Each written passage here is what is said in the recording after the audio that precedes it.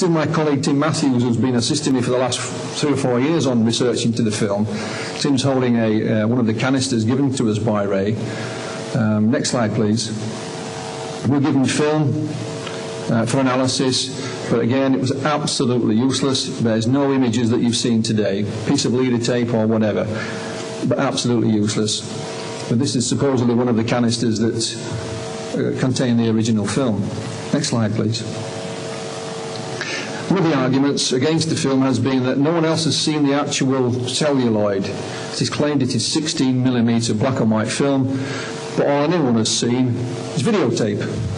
Well, we know one man that has seen the 16mm film, and his name is Frank Salas. Frank is originally from Spain, but works as a film technician at a lab in London. I won't mention the laboratory because he's asked me not to, but I do know it. This is a picture of it.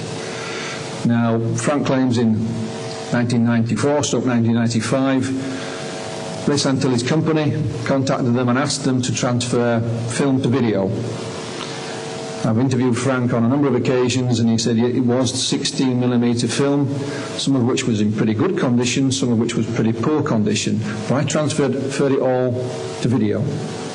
So we have an independent person outside of Santilli's organisation who has seen the film and handled the original celluloid. I asked Frank to comment on the age of the film, and he refused to do so, stating that that was not his area of expertise, which I think was to his credit. He just said, I'm a film technician and I just transferred it to video. How old it is, I have no idea. His closing comments were that if it's a fake, it's a very good one. So there is independent testimony that at least someone else has seen 16mm video film. It was accused that it had all been made on video, but I think we have enough evidence to prove that it wasn't. Next slide, please. One of the places we looked for further information was Kodak in the archives. Remember I mentioned Panchromatic Super XX?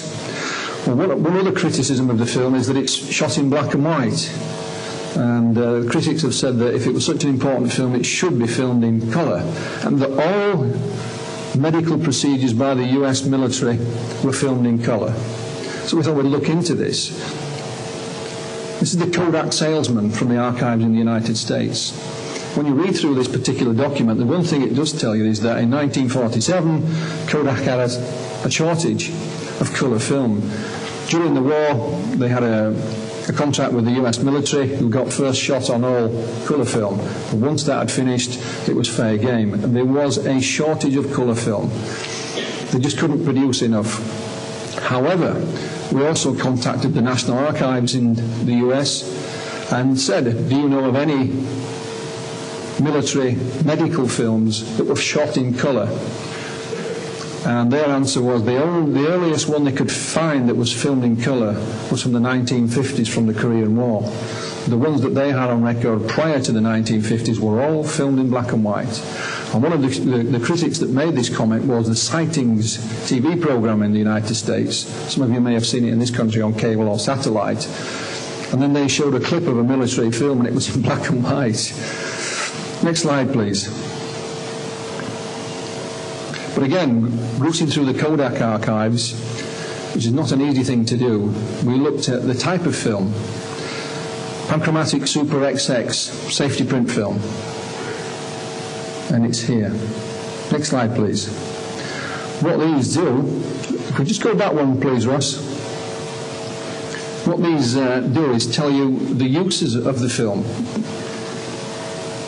And there was a whole list of recommended uses for the Super XX panchromatic film, one of which was medical photography indoors under subdued lighting.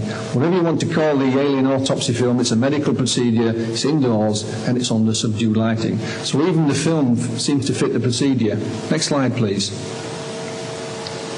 If you've seen the film, see how grainy it looks in certain parts. This is, and again, an example from Kodak about their different films. Here's Super XX, you can see the differences in the grain. Even the grain in the film seems to match with what we see via Ray Santilli's alien autopsy film.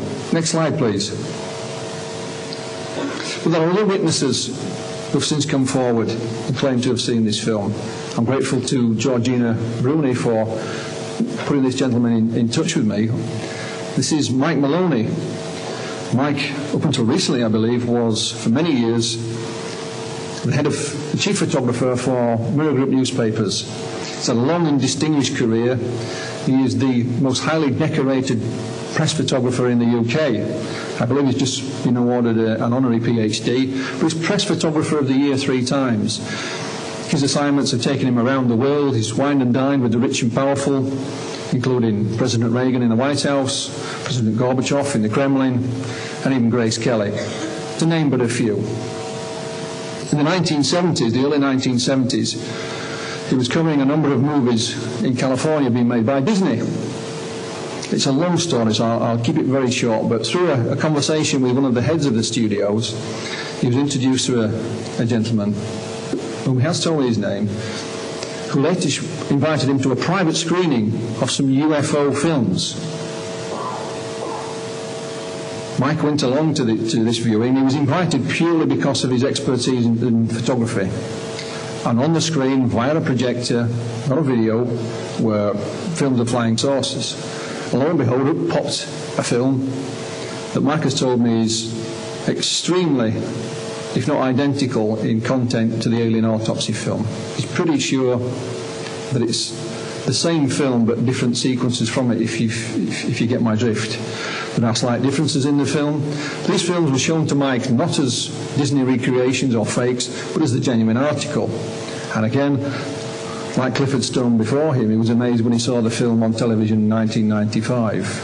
So we have perhaps some other supporting testimony for the film being around for quite a few years before Ray Santilli laid his hands on it. Next slide, please. One of the other areas that we've looked at and gained comment from is the special effects industry. I have to say that most of them are pretty negative about the film. They say that this is how I could make it. But this is one gentleman who rejects that. His name is Rob Townsend. He's from the UK but currently resides in New Zealand, where he's recently finished working on Lord of the Rings. And he's also designed the book cover for my new book, but I won't give another plug here. But Rob has a distinguished career in special effects. He's also worked on Star Wars, started life as an apprentice at the BBC at the tender age of 16. And he was intrigued by the film. And Rob is of the opinion that it's not a fake, but it is indeed flesh and blood. He won't say it's an alien. But for a horror movie that Rob once worked on, he actually went and observed real live autopsies. It was a gruesome task, but he underwent it. And Rob has told me in quite some detail that when you see human cadavers operated on and film it, they don't look real. They don't look like they'd ever been alive at all. And to get the same realistic effect on film, you have to overdo it. You have to really use some effects. So Rob is quite convinced that the creature you see on that film is flesh and blood and not a special effects recreation. He goes into some technical terminology that is beyond me, I'm afraid, as to the reasons why. This is the man. This is Rob Townsend. Next slide, please. Okay. It's just some of Rob's artwork. He has an interest in the subject, but it's no more than a passing one. So what Rob has started to do is a study of the creature in the film and what it may have looked like if it was alive and up and walking around. And we've got some examples of what he's trying to do. Next slide, please. This is what he believed it may have looked like if it was up and walking about. Next slide, please. Even the hand, complete with 6 digits. And he's going to do a complete portrait and study of this creature. And the next. And this is how he's going about it. And he is one of 2 FX experts I know of that claim that they think it's flesh and blood. Next slide, please. But as I mentioned, not all special effects people agree. The vast majority of them say no, it's a fake. One of those that's come, I think, the closest to recreating it is this company. It's WinFX, based in Canada. And for a TV show, they were given a challenge, if you like, to recreate the Alien Autopsy film. Next slide, please. This is some of their other work. That's David Bowie.